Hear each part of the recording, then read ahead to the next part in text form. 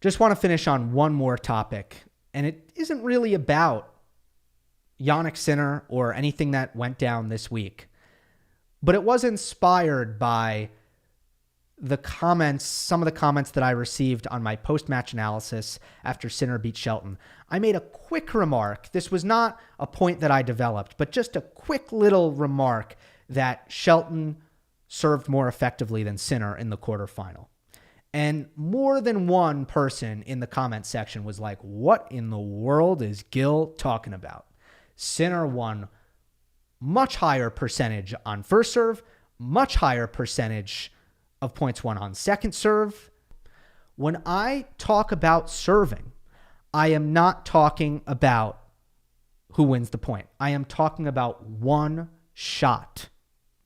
If Shelton hits an effective serve and misses a +1 forehand, and in that match, he went down love 30 to get broken early in the second set after hitting 2 good serves and missing 2 forehands. He's down love 30. Do you know what his first serve win percentage in that game is? 0%. Do you know what his effective serve percentage is? 100%. He hit 2 good first serves and he lost the points because his forehand failed him, which doesn't happen as often with Jannik Sinner as it would happen with the Ben Shelton. So we've got to get real.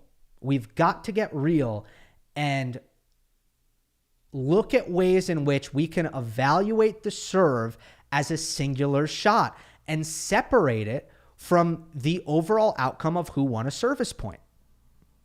You can look at a stat like ace rate. You can look at a stat like unreturned serve percentage, which I prefer over ace rate. What about setting up attack, right? Because that's part of it too. You don't always have to win the point with your serve. What about setting up a good +1? That's important. You can look at 1 through 4 points won on serve, but that includes the +1. Still a good thing to look at for who played better first strike tennis, but it does include the +1.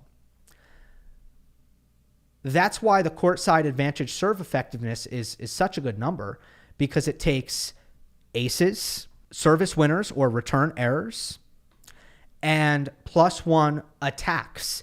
You don't have to make the attack. You can hit it into the net, but it still calculates, okay, you were at least in attack after your serve. And you take the percentage of those points and you get first serve effectiveness. But I think this is so important to just understand. And it goes for Rafael Nadal and Novak Djokovic and Jannik Sinner and Carlos Alcaraz. Win percentages on serve is not a reflection of how well they're serving. How well they're serving factors into that number, but it's not a clean number. It's a messy number. It takes into account all of these other things. Everything that happens in a point after the serve is factored into that number. If you look at a stat like ace rate, Sinner among top 50 players in ace rate is 21st, right? That is like an objective serve only. Nothing matters other than the serve. He's 21st among top 50 players. But if you look at holds rate, he's number 1. He is first. How do we square those two things? Pretty easy, actually.